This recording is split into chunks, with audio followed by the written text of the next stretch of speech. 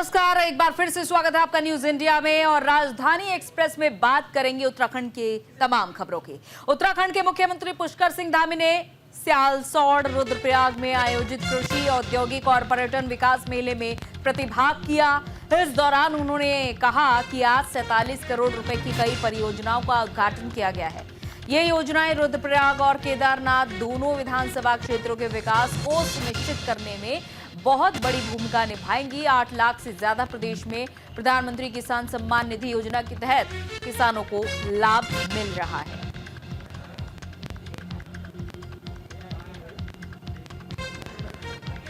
भगवान केदारेश्वर, ओंकारेश्वर और हमारे सभी पंच बद्री, पंच केदार सभी से प्रार्थना की है कि जो हमारा शीतकालीन यात्रा प्रारंभ हो रही है वो शीतकालीन यात्रा सफल हो, सबका उसमें सहयोग मिले।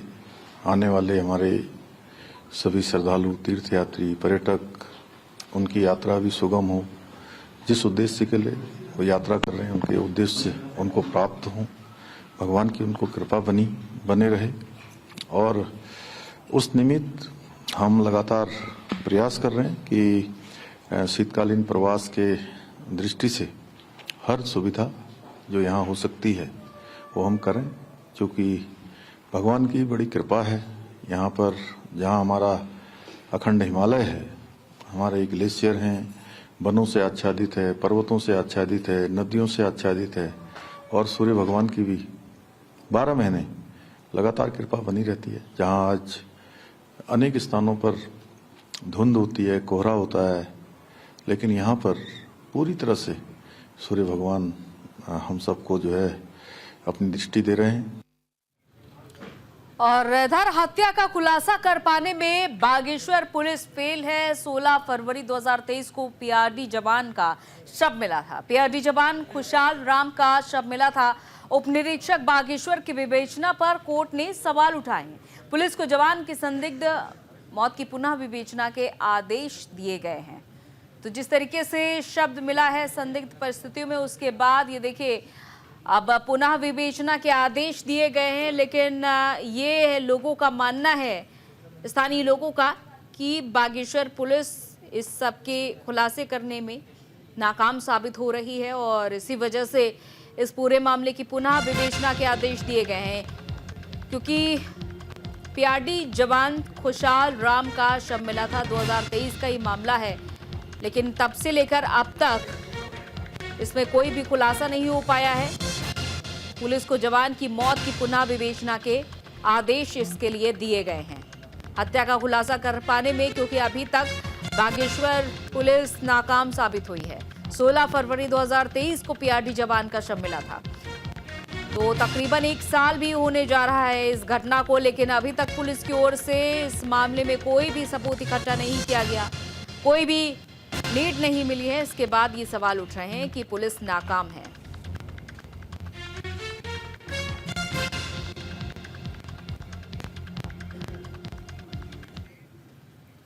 और देहरादून के बाद विकास नगर में सिनेमाघरों में अचानक से आग लग गई। जॉन सारी फीचर फिल्म मेरे गांव की बाट जमकर धूम मचा रही है। जॉन सारी रीति रिवाज और परंपराओं को दर्शाती इस फिल्म के निर्माता आयुष गोयल और अभिनव चौहान हैं। इस फिल्म के हीरो अभिनव चौहान ने फिल्म से कमाल का अभिनय कर दर्शकों का दिल जीत लिया है। फिल्म रिलीज होने के बाद फिल्म लगातार हाउसफुल चल रही है। तो वहीं विकास नगर के सिनेमा घर से फिल्म देखकर बाहर निकले दर्शक भावुक होते हुए नजर आए। ये तो अपना संदेश देखो, कल्चर का बढ़ावा तो होना ही है इसमें, क्योंकि इसमें हमारे पूरे रीति रिवाज दिखा रखे हैं कि हमारे ग्रहण मतलब औरत का जो सम्मान होता है वो सर पर ही रहता है। तो इसमें हमारे सारे रीति रिवाज सब बच्चे सीखेंगे। जब हम लोग यहाँ से देख के जाएंगे तो हम बोलेंगे भाई, तो हम सीखेंगे भी। तो ये फिल्म जो है ऐतिहासिक फिल्म है। और अभी आप देख लो, जैसे अभी देखा तो यहाँ टिकट की बहुत मारामारी चल रही है, एक साथ यहाँ टिकट भी नहीं मिल। जॉन सार बाबर की जो पहली फीचर फिल्म है मेरे गांव की बाट, वो मूवी यदि जॉन सार बाबर के कल्चर को समझना है, वो मूवी सबको देखनी चाहिए।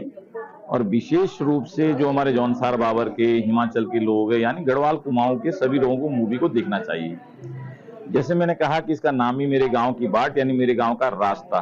जो अपने गांव की मिट्टी को भूल गया, अपने गांव का रास्ता भूल गया, वो इंसान मुझे लगता है समाज में कहीं का नहीं रहता है। इस मूवी में हमने यही संदेश दिया है कि जौनसार बाबर की संस्कृति को यदि समझना है तो इस मूवी के माध्यम से समझ सकते हैं। इस मूवी में हमने जौनसार बाबर की जो नारी का सम्मान है, वो किस तरह का, उसका एक अपना नारी का जो वहाँ पे औहदा है, कैसा है, किस तरह का है, और जो वहाँ की कला और संस्कृति है, और वहाँ का जो खान पान है, और जौनसार बाबर के घर किस तरीके से बनते हैं, जो घर वहाँ पे हमारे जौनसार बाबर के लकड़ियों के घर बनते हैं।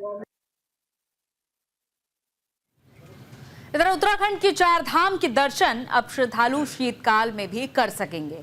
इसके लिए उत्तराखंड सरकार ने तमाम व्यवस्थाएं भी कर रखी हैं। शीतकालीन यात्रा का शुभारंभ मुख्यमंत्री पुष्कर सिंह धामी ने ऊखी मठ के ओमकारेश्वर मंदिर में पूजा अर्चना के बाद किया है।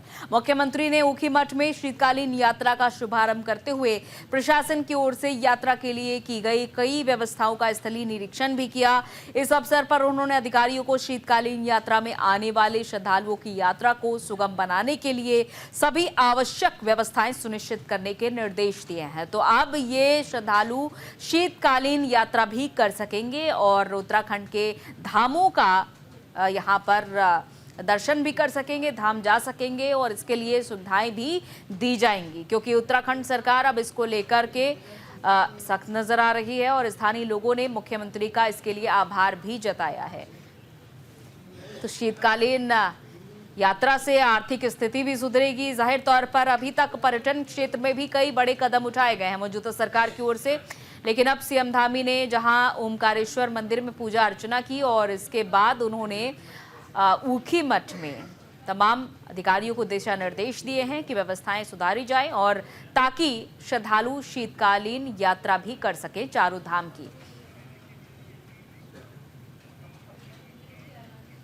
तो यातायात नियमों के उल्लंघन करने वालों पर देहरादून पुलिस की कार्रवाई जारी है और यातायात नियमों का उल्लंघन करने वाले 201 युवाओं के खिलाफ चालानी कार्रवाई की गई है। सभी 201 युवाओं के परिजनों से वार्ता कर उन्हें युवाओं को यातायात नियमों के प्रति जागरूक करने के लिए प्रेरित किया गया है। साथ ही एसएसपी देहरादून के निर्देश पर पूरे जिले में विशेष जागरूकता अभियान चलाया जा रहा है। एसएसपी ने बताया है कि सभी युवाओं के परिजन से पुलिस की ओर से फोन पर वार्ता कर उनकी काउंसलिंग करते हुए उन्हें अपने नौनिहालों को यातायात नियमों के प्रति जागरूक करने के लिए प्रेरित किया गया है। तो अब कोई भी लापरवाही ना हो, इसके लिए युवाओं को जागरूक किया जाए, ये कहना है पुलिस का। और इसमें अभिभावकों की भी भूमिका अहम होनी चाहिए, क्योंकि ये देखा जाता है कि युवाओं को कई बार इस बारे में पता नहीं होता है कि परिवहन नियम क्या हैं। तो ऐसे में युवाओं को प्रेरित करना उनके अभिभावकों का भी काम है और इसके लिए पुलिस ने अपील भी की है। इसमें दो तीन चीजें मैं कहना चाहूँगा। जो यातायात का अभियान है, इसमें लगातार इन्फोर्समेंट की कार्रवाई तो हो रही है। खासकर देखा जाए तो बिना हेलमेट के ड्रंक एंड ड्राइविंग पर करीब 1700-1800 अभी इस नवंबर तक में हमने इसमें चालान कर दिया। लेकिन कभी कभी देखा जाता है कि जब एक्सीडेंट्स होता है तो जो बच्चे हैं खासकर हेलमेट का प्रयोग नहीं करते, सीट बेल्ट का नहीं करते या रैश ड्राइविंग करते हैं, उस कारण से एक्सीडेंट होता है। और अभी दुखद हादसे भी हुए जिसमें बहुत लोगों की जान भी गई। इसको देखते हुए सभी को निर्देश है कि अभियान के तौर पर जिसका भी चालान किया जाए, जो खासकर युवा वर्ग है, उनका चालान के साथ साथ उनके पेरेंट्स को, चाहे माता पिता हो, भाई बंधु जो भी हो, उनसे जरूर बात की जाए।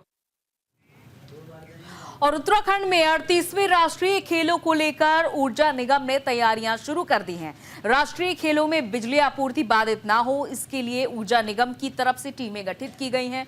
आयोजन स्थलों और आसपास के क्षेत्र में बिजली आपूर्ति के लिए टीमों को तैनात किया गया है, जिसको लेकर सभी जिलों के लिए नोडल अधिकारी भी नामित कर दिए गए हैं। तो अब सभी जिलों के लिए ये नोडल अधिकारी नामित किए गए हैं और 38वें राष्ट्रीय खेल को लेकर ये तैयारियां प्रशासन की ओर से की जा रही हैं ताकि कोई भी असुविधा ना हो। टीमें भी तैनात कर दी गई हैं, साथ ही साथ जितने भी आसपास के क्षेत्र हैं वहां पर बिजली उपलब्ध रहेगी, क्योंकि कई बार पावर कट होने की वजह से असुविधा होती है। तो ऐसे में राष्ट्रीय खेल का जब आयोजन होना है तो आसपास भी बिजली आती रहेगी और इससे जो आसपास के लोग हैं उन्हें असुविधा नहीं होगी। तो सभी जिलों के लिए नोडल अधिकारी बना दिए गए हैं।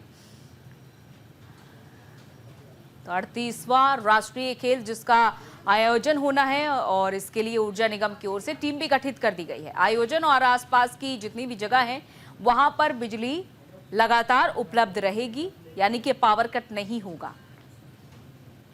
तो ये तमाम देखरेख के बीच होगा, क्योंकि राष्ट्रीय खेल के दौरान कोई भी अड़चन ना पैदा हो, इसका विशेष ध्यान रखा गया है। तो आयोजन स्थल हो या फिर आसपास का इलाका, यहां पर पावर कट नहीं होगी।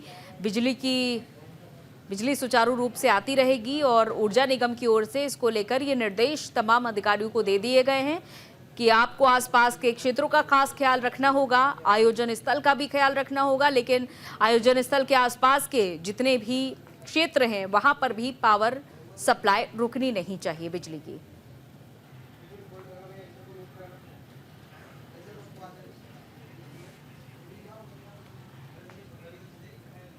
अगली खबर लक्सर से है, जहां कांग्रेस कार्यकर्ताओं ने जिला पंचायत सदस्य संजय सैनी और पूर्व जिलाध्यक्ष धर्मपाल सिंह के नेतृत्व में लक्सर में प्रदेश के स्वास्थ्य और धन सिंह रावत का पुतला दहन किया। कांग्रेस कार्यकर्ताओं ने आरोप लगाया कि धन सिंह रावत मनमानी कर रहे हैं। उन्होंने कहा कि कांग्रेस के पूर्व प्रदेश अध्यक्ष और वरिष्ठ नेता प्रीतम सिंह पर अनर्गल टिप्पणी कर धन सिंह रावत ने अपनी कुत्सित मानसिकता का परिचय दिया है, जो बहुत निंदनीय है। साथ ही कांग्रेस कार्यकर्ताओं ने आरोप ये भी लगाया है कि प्रदेश के स्वास्थ्य केंद्र और कॉलेजों में भारी अव्यवस्थाएं हैं। कांग्रेस कार्यकर्ताओं ने स्वास्थ्य मंत्री को तुरंत बर्खास्त करने की मांग प्रदेश के मुख्यमंत्री और राज्यपाल से की है। तो इस तरह के आरोप लगाए जा रहे हैं। हालांकि देखा जाता रहा है कि आरोप प्रत्यारोप का दौर हमेशा ही जारी रहा है और ऐसे में अब कांग्रेस की ओर से आरोप लगाए जा रहे हैं स्वास्थ्य मंत्री पर और उन पर मनमानी के आरोप कांग्रेस की ओर से लगाए गए। उनका ये कहना है कि धन सिंह रावत को इस्तीफा दे देना चाहिए, क्योंकि लगातार वो मनमानी कर रहे हैं और इससे जो स्थानीय लोग हैं वो बेहद परेशान हैं। और उसी के कैबिनेट मंत्री धन सिंह रावत जी ने जिस तरह से कांग्रेस पार्टी के पूर्व प्रदेश अध्यक्ष प्रीतम सिंह जी के खिलाफ अनर्गल टिप्पणी की है, उसके विरोध में कार्यकर्ताओं में, आम जनता में गुस्सा है और उसी के प्रतिरोध स्वरूप जो है पुतला फूंका। आज उत्तराखंड के अंदर भारतीय जनता पार्टी की सरकार, जिसमें स्वास्थ्य विभाग, कोऑपरेटिव विभाग, शिक्षा विभाग जैसे महत्वपूर्ण विभाग धन सिंह रावत के पास हैं। कोऑपरेटिव विभाग में इन्होंने दुनिया भर का घोटाला कर रखा है, भ्रष्टाचार कर रखा है। शिक्षा विभाग में भी इनका यही हाल है। आज पूरे प्रदेश के अंदर जो स्वास्थ्य व्यवस्था है, क्योंकि स्वास्थ्य विभाग के मंत्री हैं, किसी हॉस्पिटल में डॉक्टर नहीं है, कहीं दवाई नहीं है, तो ऐसी होच पोच व्यवस्था होगी प्रदेश की कि माननीय मंत्री जी को कोई चिंता है नहीं। बिना दवाइयों के, बिना बेड के, बिना व्यवस्था के हमारे मरीज जो है प्रदेश के मरते जा रहे हैं बीमारी में, और मंत्री जो है मस्त ले रहे हैं, भ्रष्टाचार में पैसा कमा रहे हैं। सहसपुर थाना पुलिस ने पश्चिमी उत्तर प्रदेश के 4 शातिर ठगों को हथियार सहित गिरफ्तार कर लिया है। हथियारों से लैस ये चारों ठग देहरादून में चोरी की बड़ी घटना को अंजाम देने की फिराक में थे, लेकिन अपने मंसूबों को पूरा करने से पहले पुलिस के हत्थे चढ़ गए और पकड़े गए अभियुक्तों के कब्जे से पुलिस ने एक देसी तमंचा, एक जिंदा कारतूस और एक चाकू समेत कई बैंकों के 27 एटीएम कार्ड और 2 मोटरसाइकिल बरामद की है। पुलिस की पूछताछ में अभियुक्तों ने बताया कि वो एटीएम में आने वाले लोगों को बेहद शातिराना अंदाज में अपनी बातों में उलझाकर उनके एटीएम बदलकर ठगी को अंजाम दिया करते थे। तो पुलिस ने इन शातिर चोरों को पकड़ लिया है और ये बड़े खेल का पर्दाफाश हुआ है, जहां लगातार ये शातिर चोर भोले भाले लोगों को निशाना बनाते थे, उनका शिकार करते थे। जब ये लोग एटीएम आते थे तो पहले से ये शातिर चोर वहां पर मौजूद होकर रेकी करते थे और अपनी बातों में उलझाकर किसी तरह से एटीएम कार्ड बदल लेते थे। लेकिन पुलिस ने पर्दाफाश करते हुए सहसपुर से इन शातिर चोरों को गिरफ्तार कर लिया है। हथियार सहित ये चोर गिरफ्तार हो चुके हैं। और इधर प्रदेश सरकार में युवा कल्याण और खेल मंत्री रेखा आर्या ने देहरादून स्थित राष्ट्रीय खेल सचिवालय में स्पोर्ट्स यूनिवर्सिटी संबंधित विषयों पर विभागीय अधिकारियों के साथ समीक्षा बैठक की। मंत्री रेखा आर्या ने कहा कि राष्ट्रीय खेलों का शुभारंभ 28 जनवरी को प्रधानमंत्री नरेंद्र मोदी की ओर से किया जाएगा और हमारा प्रयास है कि स्पोर्ट्स यूनिवर्सिटी का भी शिलान्यास मोदी जी के हाथों से हो। मंत्री ने कहा कि कैबिनेट की ओर से स्पोर्ट्स यूनिवर्सिटी एक्ट पारित किया गया था, जिसको गवर्नर की ओर से कुछ आपत्तियों के साथ लौटा दिया गया था और इसके संबंध में प्रमुख सचिव विधायी से वार्ताकार एक्ट के संशोधन में हो रही देरी को जल्द से जल्द निराकरण कर विधायी को अध्यादेश के रूप में विभाग को भेजने के लिए कहा गया है। तो मंत्री रेखा आर्या ने ये कहा है और साथ ही साथ राष्ट्रीय खेलों का जो शुभारंभ है वो बिना किसी अड़चन के हो, क्योंकि 28 जनवरी को इन राष्ट्रीय खेलों का शुभारंभ होना है। इसको लेकर अधिकारियों को सख्त दिशा निर्देश दिए गए हैं। 28 जनवरी 2025 से राष्ट्रीय खेलों का शुभारंभ होने जा रहा है। सामान्यतः राष्ट्रीय खेलों का शुभारंभ जो है देश के यशस्वी प्रधानमंत्री जी के द्वारा होता है और उत्तराखंड से जिस प्रकार से प्रधानमंत्री मोदी जी का स्नेह, प्रेम और आशीर्वाद मिलता रहा है, तो यही अपेक्षा है कि माननीय प्रधानमंत्री जी के कर कमलों से इसका शुभारंभ होगा। और निश्चित रूप से उनके कर कमलों से एक ऐतिहासिक कार्य जो उत्तराखंड सरकार ने किया है, जो धामी जी ने किया है, हमारे खिलाड़ी बच्चों के लिए स्पोर्ट्स यूनिवर्सिटी का एक्ट से लेकर स्पोर्ट्स यूनिवर्सिटी बनाए जाने तक की पूरी प्रक्रिया को जो है अमूर्त रूप देने का जो काम किया जा रहा है, वो इसी प्रयास से भी किया जा रहा है कि जहां खिलाड़ियों का हित होगा, उसके साथ साथ में माननीय प्रधानमंत्री जी के प्रेरणाशायी खेल क्षेत्र में इतना विकास भी हो रहा है, तो उनके कर कमलों से इसका शिलान्यास भी किया जाएगा। उस तत्परता के साथ में जो है विभाग काम करे, ये निर्देश कल मैंने निर्गत किए थे और मेरा भी पूरा ध्येय और लक्ष्य इसी तरह से हम लेके चल रहे हैं। और इधर शहीद स्थल पर पौड़ी गढ़वाल विकास समिति और कई राजनीतिक और सामाजिक संगठनों की ओर से देश के प्रथम सीडीएस जनरल बिपिन रावत की चौथी पुण्यतिथि पर उनकी फोटो पर माल्यार्पण कर भावभीनी श्रद्धांजलि अर्पित की गई। इस मौके पर वक्ताओं ने उत्तराखंड के गौरव जनरल बिपिन रावत की पुण्यतिथि को राजकीय स्तर पर मनाने की मांग की है और आने वाली पीढ़ी को उनके बारे में जानकारी प्राप्त हो सके, इसके लिए कार्य करने की मांग की है। इस मौके पर पूर्व पालिका अध्यक्ष मनमोहन सिंह मल्ल ने कहा कि जनरल बिपिन रावत उत्तराखंड ही नहीं बल्कि देश का गौरव थे, तो ऐसे में उन्हें याद किया गया है और उनके कार्यों की सराहना चारों ओर की गई है। देखिए, जहां तक आज सीडीएस बिपिन रावत जी का सवाल है कि देश के प्रथम सीडीएस जो कि एक हेलीकॉप्टर क्रैश में उनकी मृत्यु हुई, उनकी धर्मपत्नी के, उनके साथ कई ऑफिसर्स जो है तमिलनाडु में जंगल में गिरा हेलीकॉप्टर, उसमें मृत्यु हुई। आज चौथा बरस उनकी पुण्यतिथि यहाँ पर जो है एक समिति हमारी लोगों की है जो विकास समिति, उनके माध्यम से इस कार्यक्रम को रखा गया।